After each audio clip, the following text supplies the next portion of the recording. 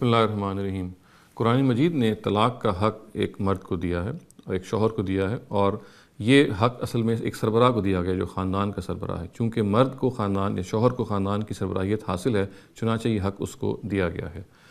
اسلامی قانون میں طلاق کے معاملے میں جو بہت بڑی غلط فہمی پائی جاتی ہے وہ یہ ہے کہ جب ایک خاتون طلاق ڈیمانڈ کرتی ہے، اس کو ہم خلا کہتے ہیں اصطلاح میں، تو یہ بات بالعموم مانی جاتی ہے کہ اس کو یہ طلاق مال کے ذریعے سے حاصل کرنی ہے، گویا کہ وہ کچھ پیسے دے گی اور پھر اپنی جان چھڑائے گی۔ اور اس کو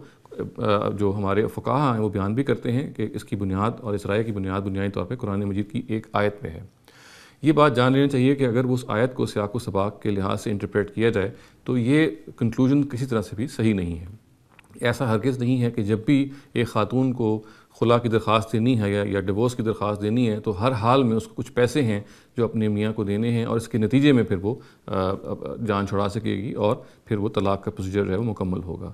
قرآن مجید کی ان آیات کے مطالعے سے بالکل واضح ہوتا ہے کہ اصل میں طلاق کا ایک خاص معاملہ زیر بحث ہے، اور وہ یہ ہے کہ مرد کو اللہ تعالیٰ نے طلاق کے موقع پہ، شوہر کو طلاق کے موقع پہ یہ نصیحت کی ہے، یہ کہا ہے کہ جو تحفے تحائف اور ویلتھ اور پراپرٹی آپ نے ایک بیوی کو گفٹ کیے ہوئے ہیں، تحفے میں دیے ہوئے ہیں، اس آپ کے لیے ہرگز موضوع نہیں ہے، یعنی شوہر کے لیے ہرگز موضوع اور مناسب نہیں ہے کہ وہ ان تحفوں کو واپس لے، اس کی فتوت کے یہ خلاف ہے۔ البتہ کچھ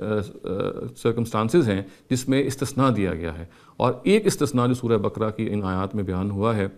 وہ یہ ہے کہ اگر خاتون بھی طلاق چاہ رہی ہے اور مرد بھی طلاق دینا چاہ رہا ہے، اور طلاق صرف اس لیے نہیں ہو رہی کہ مرد نے بہت سارا مال و املاک یا بہت ساری ویلتھ اور ریچز جو ہیں وہ اپنی بیوی کے نام کر دی ہیں، اس کو گفٹ کر کے دے دی ہیں، اور اب اس کو یہ خدشہ ہے کہ اگر بیوی کو وہ ڈیورس کر دے گا تو یہ سب مال و املاک بھی وہ لے کے چلی جائے گی، اور صرف اس وجہ سے وہ ڈیورس اس کو نہیں کر رہا۔ تو قرآن مجید نے اس موقع پہ بیوی سے کہا ہے کہ اگر وہ ان گفٹس کو واپس اتنا چاہتی ہے، وہ واقعی طلاق لینا چاہتی ہے، تو اگر وہ یہ چاہے کہ ان گفٹس کو واپس کر دے اور ان گفٹس کو واپس کر کے وہ جان چھڑانے میں کامیاب ہو جاتی ہے اور مرد بھی اس پہ آمادہ ہو جاتا ہے، تو پھر مرد کے لیے یہ چیزیں واپس لینا جائز ہو جائیں گی، جو کہ عام طور سے ناجائز ہیں۔ یعنی عام طور سے تو مرد کے لیے ہرگز موضوع نہیں ہے کہ جو تحفے تحائف اس نے دیے ہوئے ہیں وہ طلاق کے موقع پہ واپس لے۔ قرآن مجید یہ کہتا ہے کہ ہاں،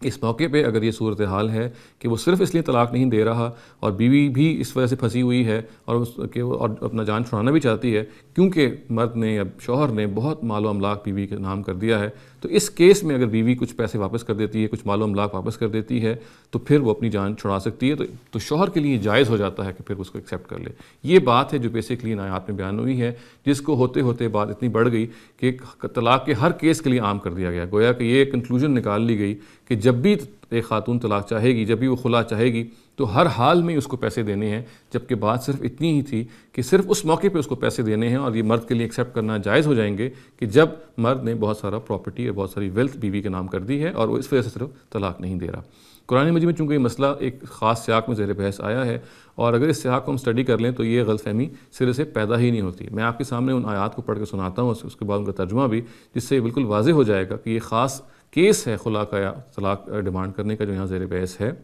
اور یہ کوئی عمومی طور پہ ہرگز یہ بات نہیں کی گئی کہ جب بھی ایک خاتون کو طلاق چاہیے تو وہ کچھ نہ کچھ پیسے دے گی تو اس کی جان چھوٹے گی۔ قرآن مجید میں یہ معاملہ سورہ بقرہ میں زیر بحث آیا ہے، اور الفاظ یہ ہیں کہ وَلَا يَحِلُّ لَكُمْ أَن تَأْخُذُوا مِمَّا آتَيْتُمُوهُنَّ شَيْئًا إِلَّا أَن يَخَافَا أَلَّا يُقِيمَا حُدُودَ اللَّهِ فَإِنْ خِفْتُمْ أَلَّا يُقِيمَا حُدُودَ اللَّهِ فَلَا جُنَاحَ عَلَيْهِمَا فِيمَا افْتَدَتْ بِهِ تِلْكَ حُدُودُ اللَّهِ فَلَا تَعْتَدُوهَا فَمَن يَتَعَدَّ حُدُودَ اللَّهِ فَأُولَٰئِكَ هُمُ الظَّالِمُونَ۔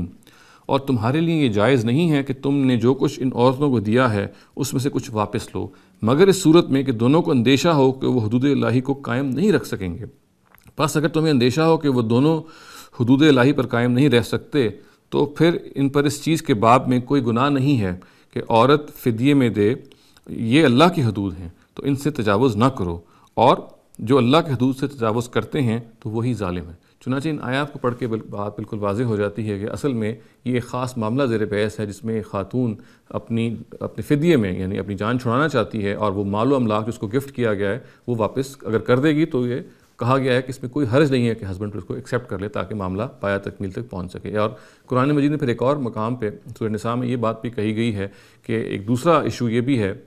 کہ اگر ایک خاتون جو ہے وہ اوپن سیکشول ٹرانسگریشن یا جنسی تجاوزات کی مرتکب ہوئی ہے تو اس موقع پہ بھی ہسبینڈ کے لیے یہ جائز ہے کہ وہ جو کچھ اس نے کو دیا ہے وہ اس سے واپس لے لے۔ تو ہم یہ کہہ سکتے ہیں قرآن مجید میں اصل میں جو معاملہ زیر بحث ہے وہ سرے سے یہ ہے ہی نہیں جو سمجھا گیا ہے، بلکہ معاملہ یہ زیر بحث ہے کہ بعض یعنی عام طور سے تو ہسبینڈ کو یہی تاکید ہے، شوہر کو یہ تاکید ہے کہ وہ طلاق کے موقع پہ کچھ بھی واپس نہ لے اپنی بیوی سے، تاہم ان دو استثنائی صورتحال میں صرف یہ ہے کہ وہ پھر بیوی سے کچھ ایکسیپٹ کر سکتا ہے اگر یہ واقع ہو جائے۔ اقول قولی ھذا واستغفر اللہ لی ولکم ولسائر المسلمین والمسلمات۔